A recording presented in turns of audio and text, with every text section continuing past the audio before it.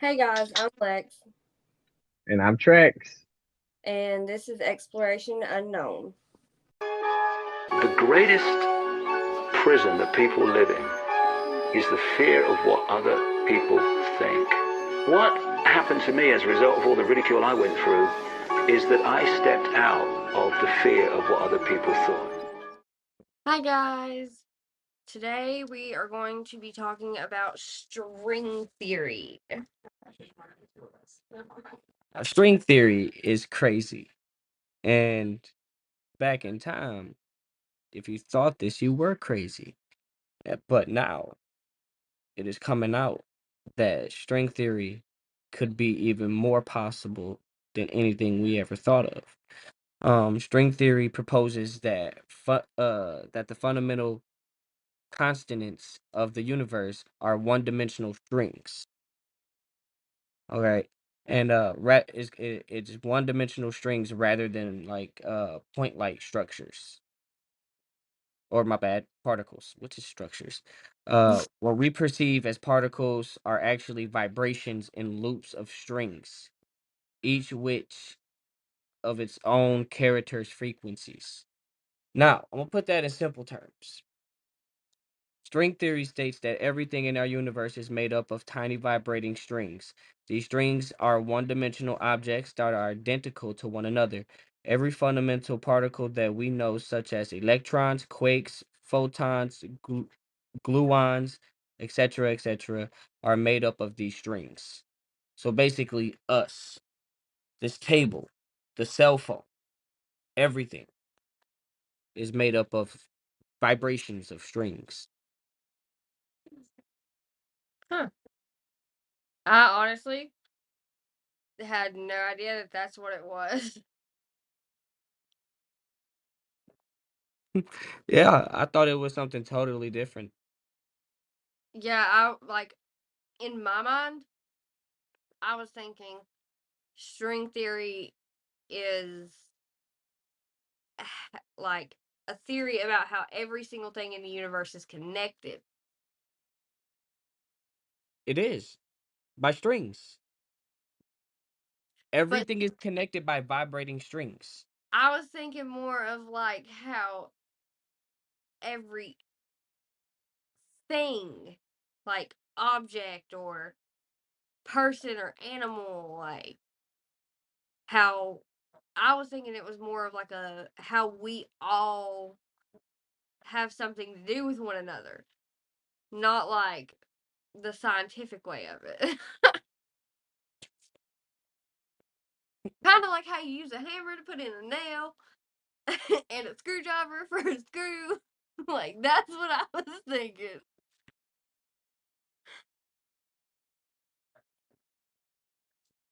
Um,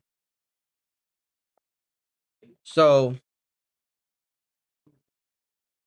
Neil deGrasse Harris, or I may be saying his name wrong. Was it Neil deGrasse? I think you're saying it right. I I think I'm getting it wrong though. I gotta see. See, I was wrong. It's Neil deGrasse Tyson. Oh, Um, I was listening to something earlier. It was you could type in string theory on YouTube. I don't have the exact link, but it was the first three videos I watched, and then Neil deGrasse Tyson popped up, and I was listening to him explain it, and I could get behind it. The way he was explaining it and the detail he was putting into it, I I'm gonna find a way to get that video to y'all. That video will probably be up on the TikTok account of and the string theory, Neil deGrasse Tyson, we can post it to Instagram. posted everywhere. Yeah. So string theory is something. And it doesn't sound like it's far fetched at all. It sounds like it could be a thing because it's all being determined on a quantum level. Like all this stuff is being found on a quantum level. All right. So they looking deep into the particles and seeing the vibrating strings. So they getting close. They getting close to actually proving string theory. One way or another, we gonna find you. Okay, here it says, and I'm just scrolling through Google at this point, but it says who invented the string theory, and it says in the summer of 1968, while a visitor in CERN's theory division, Gabriel, I'm not attempting that name. If y'all have watched enough of our content and listened to enough of our content, you know I don't say shit that I can't pronounce. But this guy, Gabriel V, is what we're going to call him, wrote a paper titled Construction of Crossing Symmetric something. Anyways, he was trying to explain the strong interaction, but his paper wound up marking the beginning of string theory. So basically, this dude kind of discovered it on accident. Shit happens when you party naked. I'm just saying. I hope we can say that. We should be able to, but I mean, I done said fuck 1,000 times on this thing. that is true. One of the challenges of string theory is that the full theory does not have a satisfactory definition in all circumstances. Another issue is that the theory is thought to describe an enormous landscape of possible universes, which has complicated efforts to develop theories of particle physics based on string theory. Which makes sense, because we haven't even, that we know of, we haven't found other universes yet that we know about. The government do be lying. As we recently discussed. Yeah.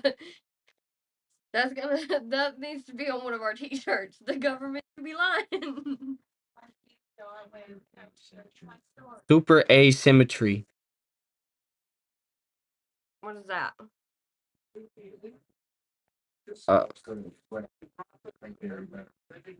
What was it? See, this is why I wanted your ass on the episode. I'm gonna have to edit that out.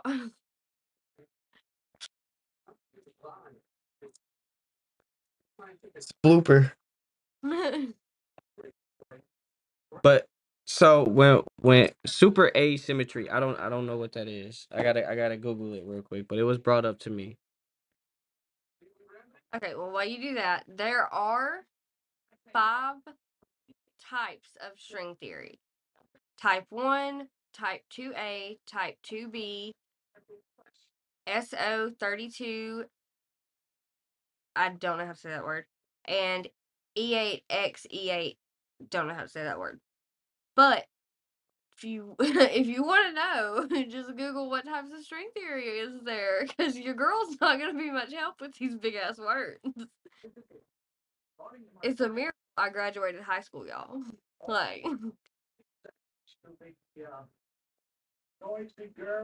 but in string theory, the strings are, I think you already described what the strings are, right?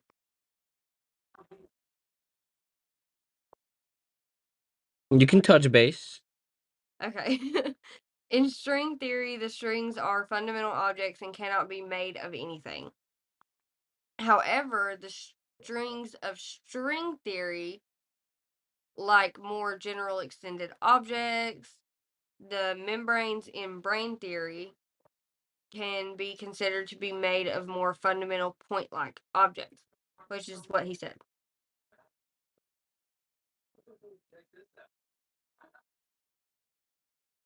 But here's my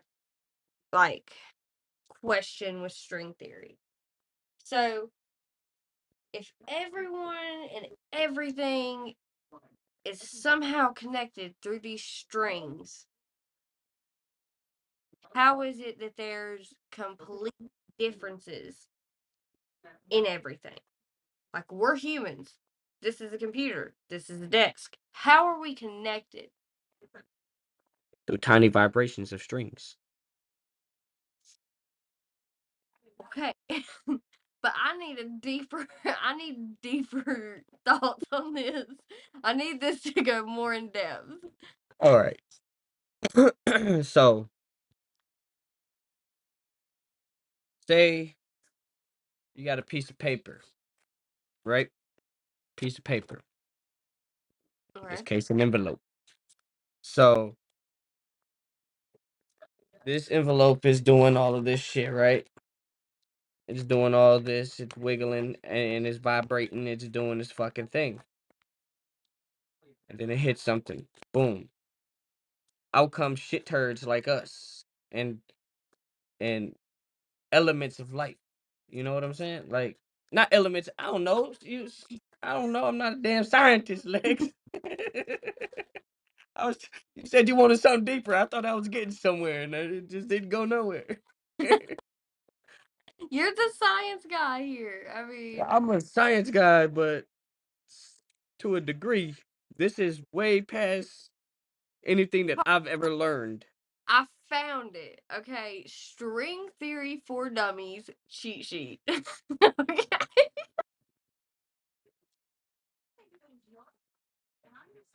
It's on dummies.com. Anything you need on dummies.com.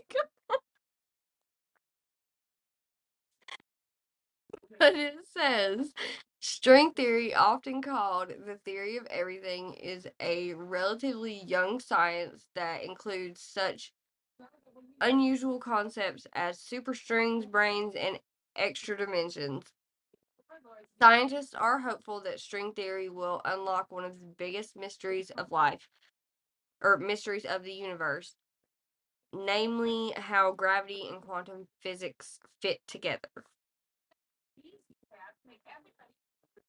So, string theory is a work in progress, so trying to pin down exactly what the science is or what its fundamental elements are can be kind of tricky. The key string theory features include all objects in our universe are composed of vibrating strings and membranes of energy. String theory attempts to reconcile general relativity with quantum physics. A new connection called supersymmetry exists between two fundamentally different types of particles. I don't know. Look up dummies. Go on dummies and you can find it.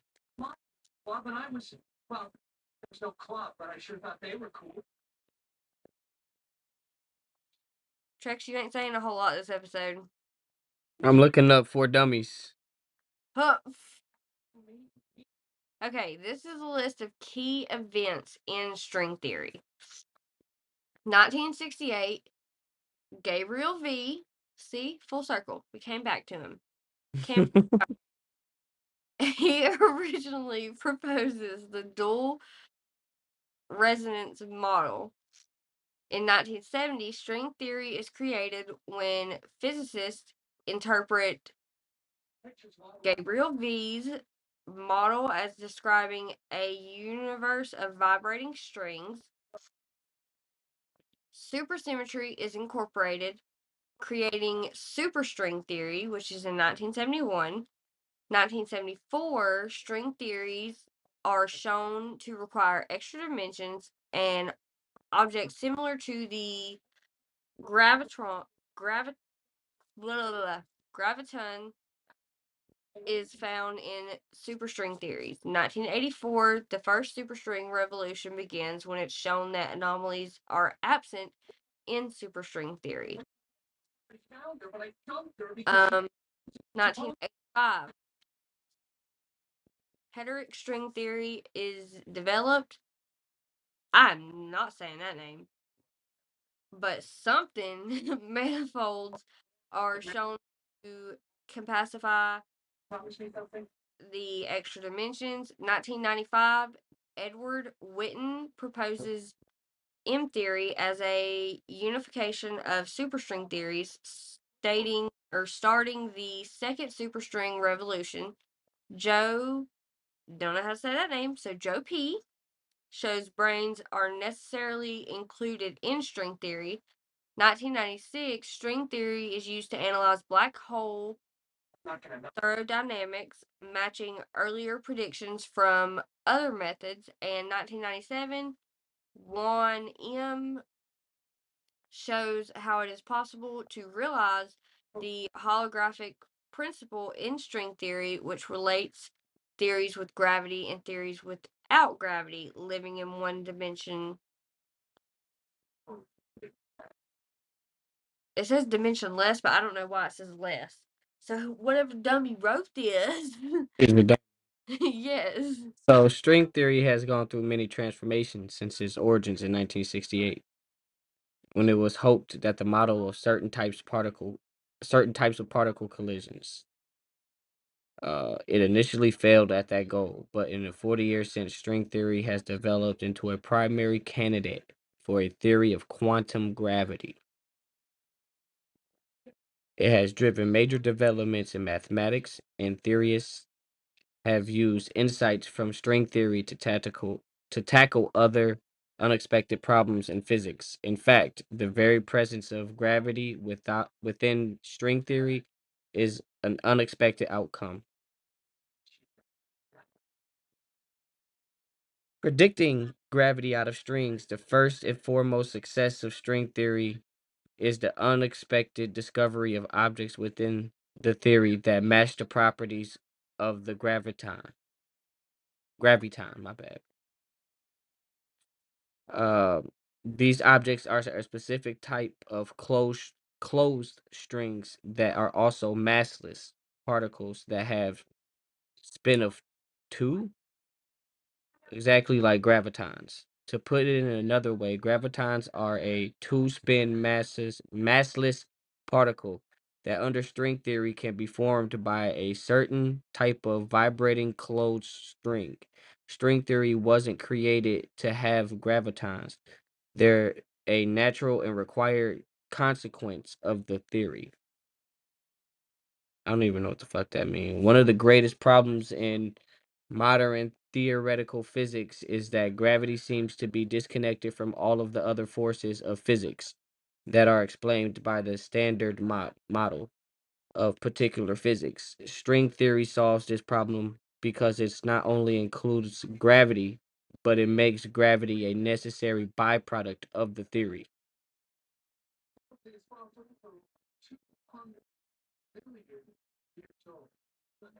So basically, from everything that we've read so far, what I'm hearing is string theory could possibly be connected to us finding a way into the multiverse. Well, yeah, pretty much. That's pretty much what Neil deGrasse Tyson was saying, and also it has something to do with wormholes, not black holes. All right, people get that shit misconstrued all the time. Like But a wormhole and a black hole are two different things. aren't they just as bad? A wormhole? We don't know. We don't know. We don't know if we go on the inside of that thing, if we will end up in another dimension. Like dead ass. Like we don't know. We particularly don't even know what happens when you get inside of a black hole either. Only thing we know is that you get ripped up. You turned into spaghetti noodles when you getting sucked in. When you're getting sucked into that black hole, all of your body and shit, all the particles and shit like that is getting ripped off. Um, I don't know what a wormhole. Let me look wormhole up on dummies. Wormhole for dummies. Um, All right, so they ain't got nothing. There's a bunch of dummies there. They ain't got nothing on well, dummies about. wormhole solution of the field equations in German-born physics Albert Einstein's theory of general relativity that resembles a tunnel between two black holes or other points in space and time. Such a tunnel would provide a shortcut between its end points. So basically, a wormhole is two black holes connecting.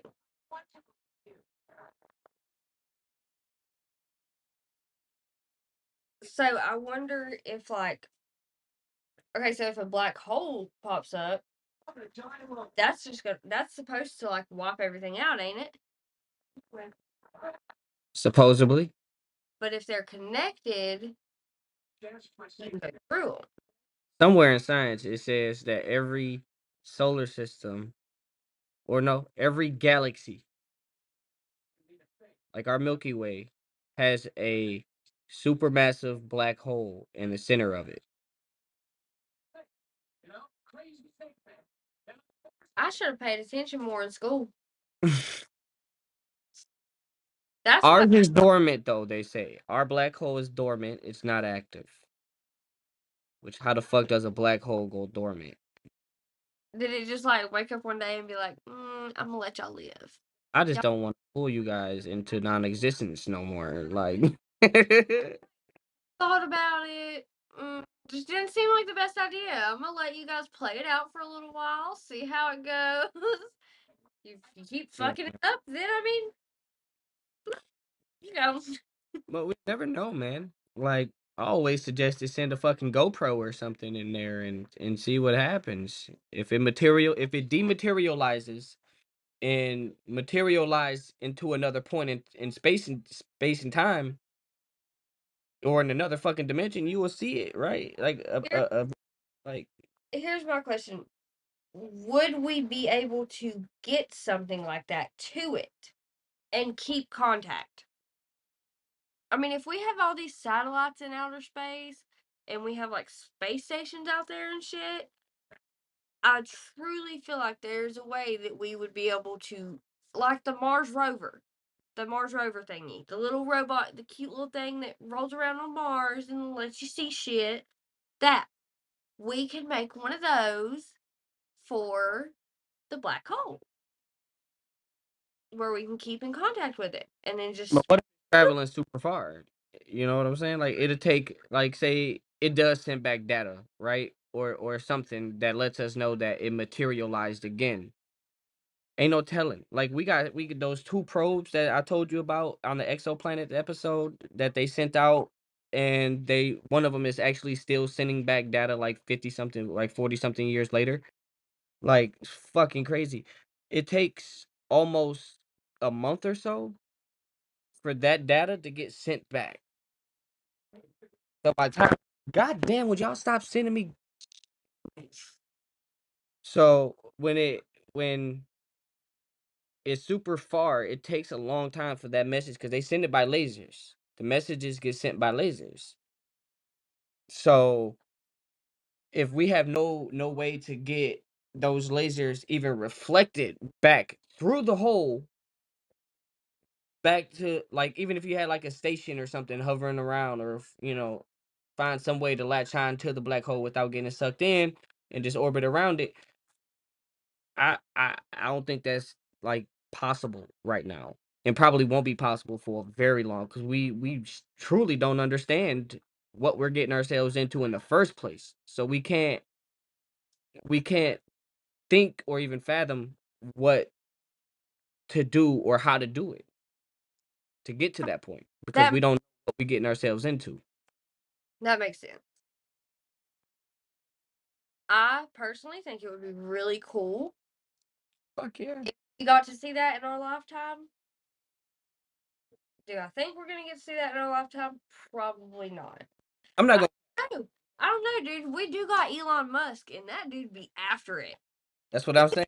After And he's gonna be the rise of humanity, bruh. And I definitely I put a lot of respect on that man's name.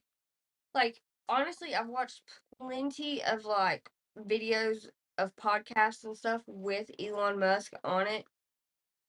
And he is a strange individual. But it's not because it's not like he's serial killer strange. He's just so incredibly intelligent that you can just tell. His mannerisms, like everything about him just shows you he's not like everybody else. I mean, this man is truly fucking like, Did you ever hear of Neuralink? huh? Did you ever hear of Neuralink? This man is trying to accomplish with Neuralink. It'll be a almost something like a chip, right? Or something like it. Just hear me out. It's not like the Bill Gates chip. Trust me, it's nothing like that. What this thing does is like it connects your brain and gives a flowing because all your body is it's like an electric force. If you Mhm. touch your fucking body with it, you're gonna get a beep every fucking time, right? So what this thing does is it continues to flow. So a person who cannot walk will be able to walk again. A person who cannot see will be able to see again. A person who cannot hear will be able to hear again. It gets to the point to where you'll be able to play video games with your mind. We'll be able to communicate telepathically. Neuralink. I'm all for it. That's the next evolution of the human species, Neuralink. I'm telling you, you don't gotta talk to nobody. What? He's getting all the antisocial people right now just off of that alone. I don't gotta what? I'm honestly I'm just being real here. That low key scares me. No, what should scare you is what I just heard about what Google with Hmm? their Google created an AI who created its own self conscious. So it has a conscience. And now they're trying to build a body for it.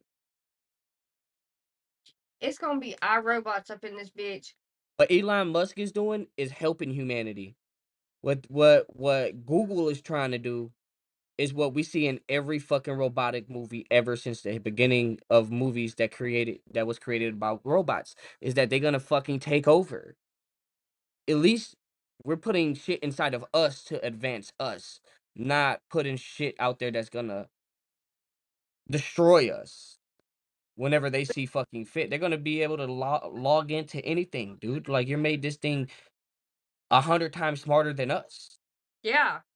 You know, like what the fuck are you guys thinking? Giving it first of all, giving it the ability to build its own consciousness. Like what the fuck? This thing built its own consciousness. It is conscious. It wants a body, and they're gonna give it to it. They're gonna Well, give AI a body. we are gonna have to become Will Smith in iRobot and figure this shit the fuck out. Cause I be damned. Just Neuralink. That's true. Neuralink. Neuralink is the future. That's how we're gonna combat Google's AI. I don't know. That's just All revolves around string theory, guys.